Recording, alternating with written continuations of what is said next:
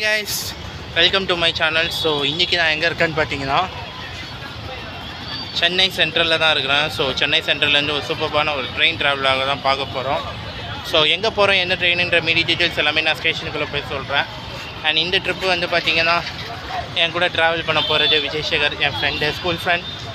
இவனை வந்து நீங்க மதுரை ட்ரிப்லயும் கொடைக்கானல் ட்ரிப்லயும் பார்த்திருப்பீங்க. ஆமாமா பார்த்திருப்பீங்க. இன்னும் 2 பேர் வராங்க. 3 பேர், 2 இல்ல 3 பேர். அண்ட் என் தம்பியும் ஒருத்தன் அடிஷ்னலாக வரான். ஸோ மொத்தமாக 3 பேர் வராங்க. ஸோ வாங்க நம்ம இப்போ ஸ்டேஷனுக்குள்ளே போகலாம். மீதி டீடைல்ஸ் எல்லாமே நான் ஸ்டேஷனுக்குள்ளே போய் சொல்கிறேன். இந்த vlog சும்மா டேங்குறோம்.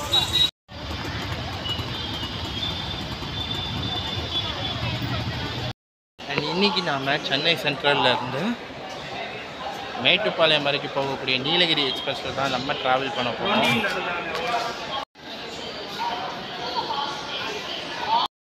ஸோ இன்றைக்கி நம்மளை சென்னை சென்ட்ரல்லேருந்து கோயம்புத்தூர் வர புல் பண்ணக்கூடிய லோக்கோ என்னென்னு பார்த்தீங்கன்னா லூடியானா ஷெட்டோடைய மேப் 730209. ஸோ B7 லேவரி போட்டிருக்க இந்த லோக்கோ தான் நம்மளை கோயம்புத்தூர் வர புல் பண்ணும்போது. நான் அதை தாண்டி பார்த்தீங்கன்னா கோயம்புத்தூரில் நமக்கு ஒரு ரேக் ரிவர்சல் இருக்குது. ஸோ மேபி இதே லோக்கோவாக வந்து நம்மளை மேட்டுப்பாளையம் கோயம்புத்தூர்லேருந்து மேட்டுப்பாளையம் வர புல் பண்ணலாம். அப்படி இல்லைன்னா வேறு லோக்கோ வரலாம். அது என்னன்னு சொல்லி நம்ம கோயம்புத்தூரில் போய் பார்ப்போம்.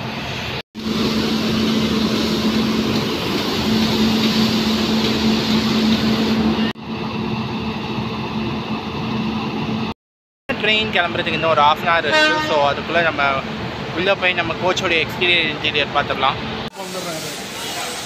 ஸோ அடுத்தவன் யுவராஜ்.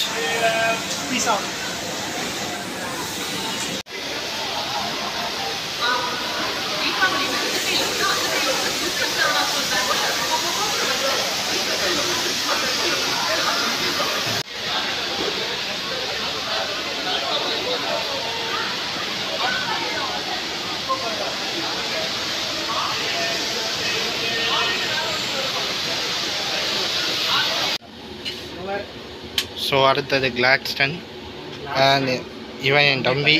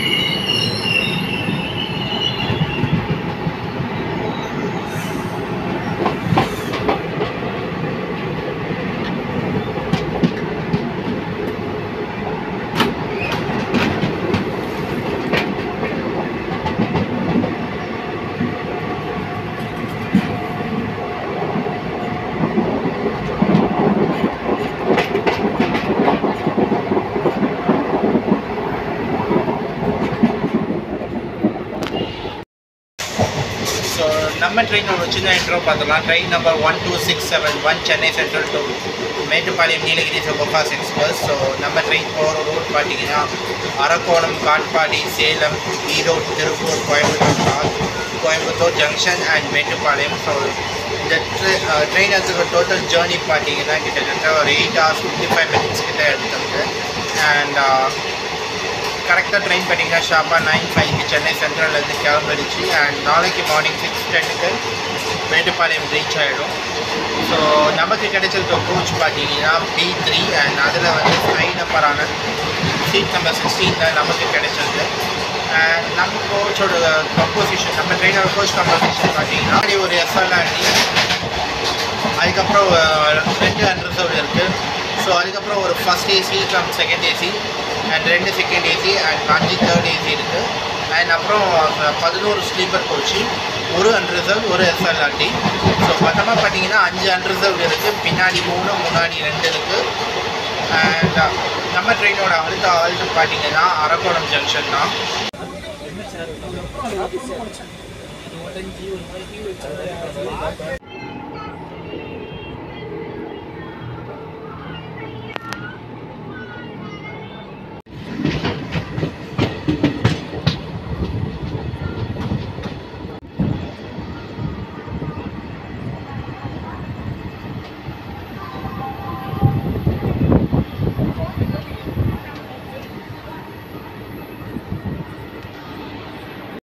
நம்ம ட்ரெயினோட ஃபஸ்ட் ஹால்ட்டான அரக்கோணம் ஜங்ஷன் ரீச் ஆகிருக்கும். ஸோ 10:03 வர வேண்டியது பார்த்தீங்கன்னா 10:17 வந்துருக்கு. ஸோ கிட்டத்தட்ட ஒரு 15 மினிட்ஸ் டிலேயில் தான் நமக்கு அரக்கோணம் ரீச் ஆகிருக்கு. நம்ம ஸ்டேஷனுடைய அடுத்த ஹால்ட்டு, நம்ம ட்ரெயினுடைய அடுத்த ஹால்ட்டு பார்த்தீங்கன்னா காட்பாடி ஜங்ஷன் தான்.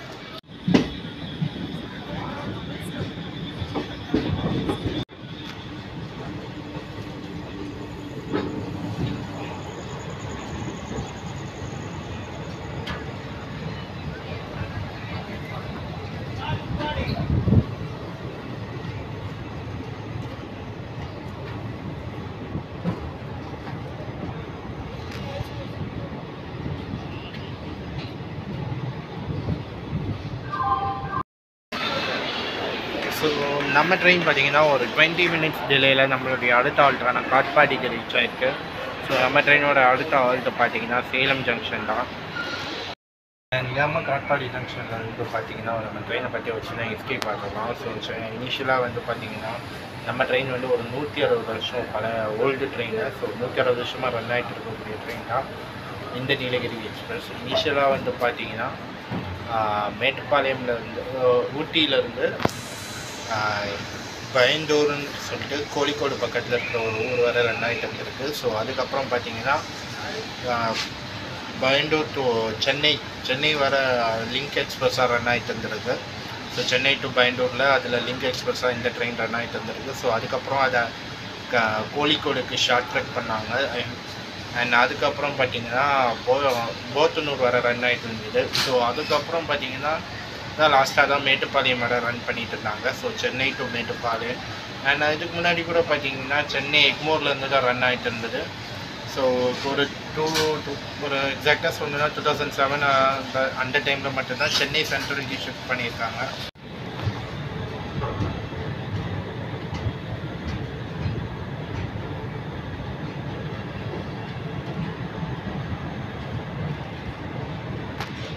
ஸோ இதுக்கப்புறம் பார்த்திங்கன்னா நான் தூங்க போகிறேன். ஸோ நமக்கு அடுத்த ஆள்ட்டு பார்த்திங்கன்னா சேலம் தான். ஸோ கிட்டத்தட்ட ஒரு 200 கிலோமீட்டர் நான் ஸ்டாப் வேலையாக இருக்குது. ஸோ இந்த டைமை யூஸ் பண்ணி நான் தூங்கிடுவோம். நான் திரும்ப மார்னிங் சேலமில் வந்து காவ் பண்ணுறேன்.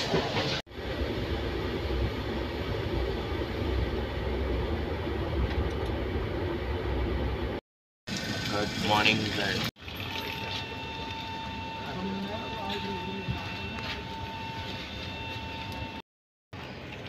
Good morning guys. ஸோ பார்த்தீங்கன்னா சேலம் ஜங்ஷன்லேருந்து கவர் பண்ணுறேன்னு சொல்லி இப்போ பார்த்தீங்கன்னா ஒரு 2 ஹவர்ஸ்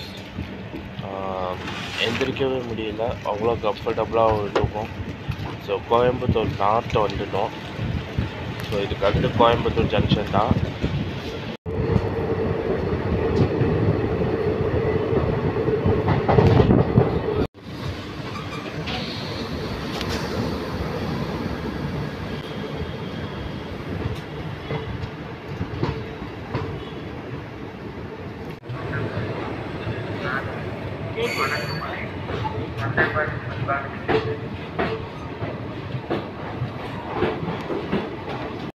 ஸோ பார்த்தீங்கன்னா கோயம்புத்தூர் ஜங்ஷன் ரீச் ஆகிட்டோம். ஸோ ஒரு 5 மினிட்ஸ் டிலேயில் தான் ரீச் ஆகிருக்கோம்.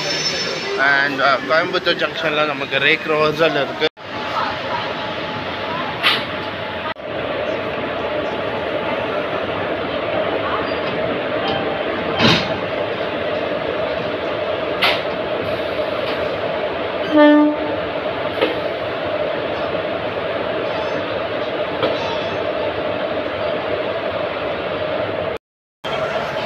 இன்றைக்கி நம்மளை கோயம்புத்தூரில் இந்த மேட்டுப்பாளையம் வர கூட்டி போகிற லோக்கோ என்னென்னா EDLX ஹீரோ டீசல் லோக்கோ ஷேஜர் சேர்ந்த WAP4 22389.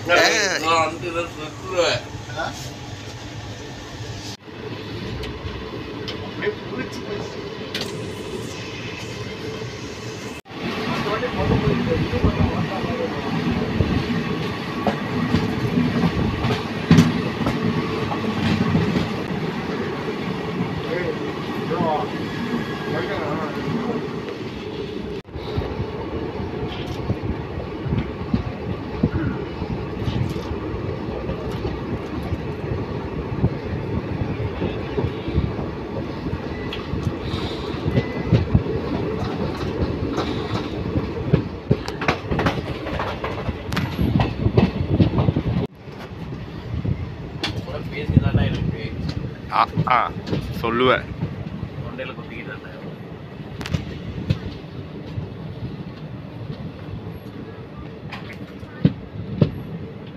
எப்படி பார்த்து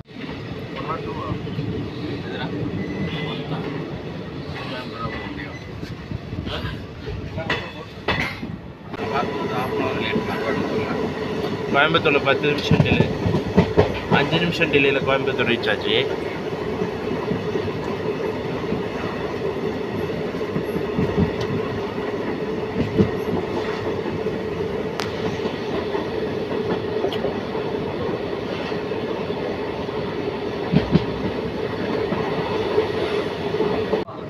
ஆமாம், ஸ்டேஷனை விட்டா